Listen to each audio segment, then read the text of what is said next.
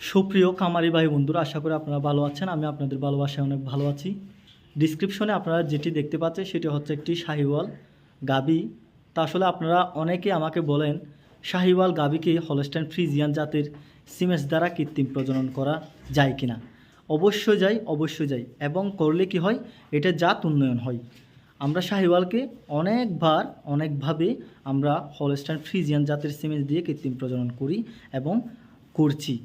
তো বাচ্চাগুলো কোন লেভেলের বাচ্চা আসে আমি আপনাদেরকে সম্পূর্ণ ভিডিওটি দেখবেন মনোযোগ সহকারে, আমি আপনাদেরকে দেখাচ্ছি।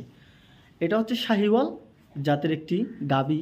এটিকে আমি কৃত্রিম প্রজনন করেছিলাম, কিন্তু হলস্টাইন ফ্রিজিয়ান জাতের সিমেন্স দ্বারা কৃত্রিম প্রজনন করার পরে খুবই কালারফুল এবং মানসম্মত একটি বাচ্চার উপহার দিয়েছেন। সেটি আমি আপনাদের একটু দেখানোর চেষ্টা করছি। এটি হচ্ছে সেই শাহিওয়ালকে আমি এইসএফ 100% একটি সিমেন্স দিয়ে আমি কৃত্রিম প্রজনন করেছিলাম।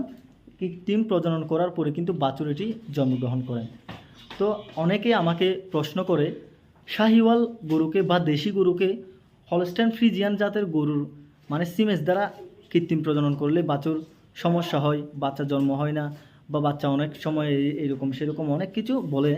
এগুলা থেকে আপনারা বেরিয়ে আসেন, বেরিয়ে এসে আপনারাও চেষ্টা করেন জাত উন্নয়ন করার জন্য, আমরাও চেষ্টা করব জাত উন্নয়ন করার জন্য।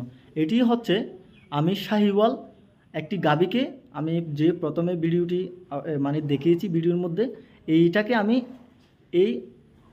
এইসএফ 100% সিমেন্স দ্বারা কৃত্রিম প্রজনন করার পরে এই বাছুরটি জন্মগ্রহণ করেন। এখন আপনারাই বলেন জাত উন্নয়ন হলো কিনা। একটি শাহিওয়াল গাবি থেকে দুধ পায় সর্বোচ্চ 4 থেকে 5 কেজি। এই গাবিটার থেকে 4 থেকে 5 কেজি দুধ দহন করতে পারে খামারি। এখন যদি আপনি এইটি আসলে বকনা বাছুর হলেও এটির থেকে সর্বনিম্ন কিন্তু 10 লিটার থেকে 12 লিটার দুধ পাবে। সর্বনিম্ন হিসাব করলে 10 থেকে 12 লিটার এটার থেকে দুধ পাবে, যদি সেটা রেডি করে আপনি তুলতে পারেন।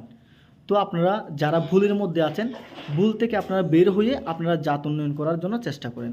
আপনাদের যদি কোনো কারণে যদি ভালো ফিউর যদি দেশি গরু আপনাদের বাড়িতে থাকে, আপনারা অবশ্যই হলস্টাইন ফ্রিজিয়ান জাতের সিমেন্স দ্বারা কৃত্রিম প্রজনন করবেন এবং আপনার গরু ক্ষেত্রে ধাপে ধাপে কিন্তু জাত উন্নয়ন করে কিন্তু আপনি অনেক সুন্দর একটি খামার গড়ে তুলতে পারবেন বলে আমি মনে করছি। তো যারা ভাবেন মানে গাবিকে হলস্টাইন ফ্রিজিয়ান জাতের বা আমরা আমাদের গায়া ভাষায় কিন্তু অস্ট্রেলিয়ার গরু বলে আমরা আখ্যায়িত করে থাকি, চিনে থাকি।